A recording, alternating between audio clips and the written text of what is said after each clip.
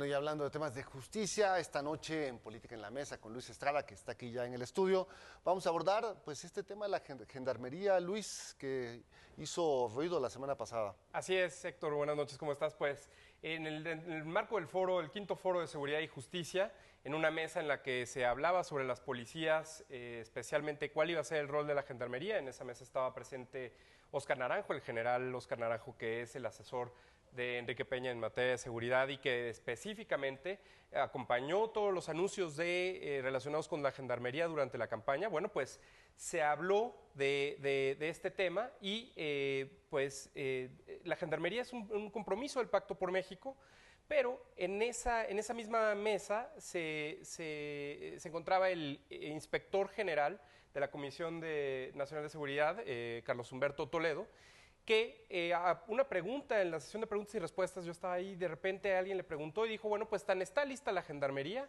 que va a desfilar, ¿no?, el próximo 16 de septiembre, tiene 10,000 elementos, 8,500 serán soldados, 1,500 marinos, y pues obviamente expertos en seguridad, incluyendo al propio Ernesto López Portillo. Está ahí, si quieres vamos a ver un baile. ¿Cómo de lo este dijo? momento.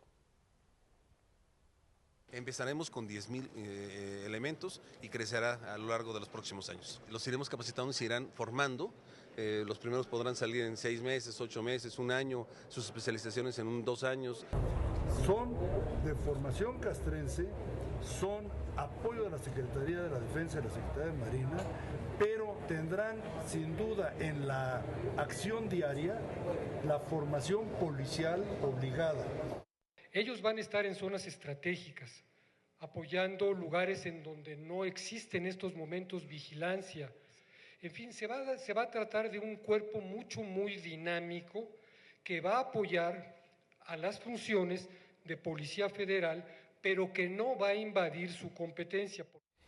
Entonces dice, a ver, no va a invadir su competencia, pero en las declaraciones, revisando lo que se dijo, lo que, como te decía, expertos revisaron en la semana, Alejandro Ope, propio Ernesto López Portillo, que en ese momento se molestó y se vio preocupado, puesto que se había dicho que iba a haber un debate y que iba a haber un foro, y que entonces, después de ese foro, entonces se iba a mandar una iniciativa que especificara cuáles se iban a hacer las funciones de la gendarmería, pues entonces pareciera que sería una cuestión que prácticamente como un decreto y que ya estaba listo y que entonces todo esto que se hace por fuera sería más bien como una cuestión cosmética.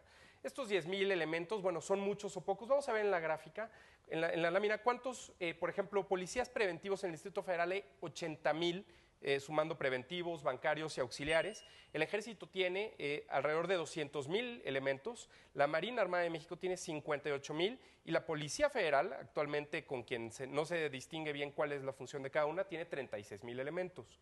Se dice entonces, como vemos en la siguiente lámina, que hay 10,000 elementos de inicio, en su mayoría soldados, 8,500 y 1,500 marinos. Esto equivale en términos castrenses a lo que es una división que tiene entre 10,000 y 30,000 elementos, más o menos, para que nos demos una idea. Ahora, lo importante aquí es ver cómo se va a diferenciar de la Policía Federal. La discusión está, como vemos también en la siguiente lámina, es si va a haber la gendarmería delitos del fuero común, como había dicho Mondragón, o si va a haber delitos del fuero federal. ¿Cuál de los dos sea la que se encargue de esto, pues va a definir en buena medida su carácter. Carlos Humberto Toledo decía que iban a estar en zonas estratégicas, cuando se había dicho que la Policía Federal era la que iba a estar en las zonas estratégicas, porque la gendarmería le correspondería cuestiones de proximidad.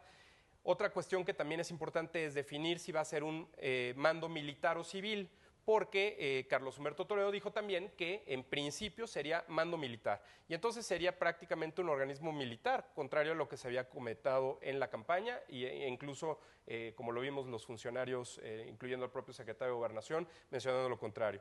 Y esto pues obviamente tiene una implicación muy importante respecto a la responsabilidad si es civil o militar, puesto que ya sabemos que las Fuerzas Armadas, en este caso esta nueva gendarmería, tendría que tener de alguna u otra forma una responsabilidad civil en caso sobre todo de posibles, esperemos que no, violaciones a derechos humanos.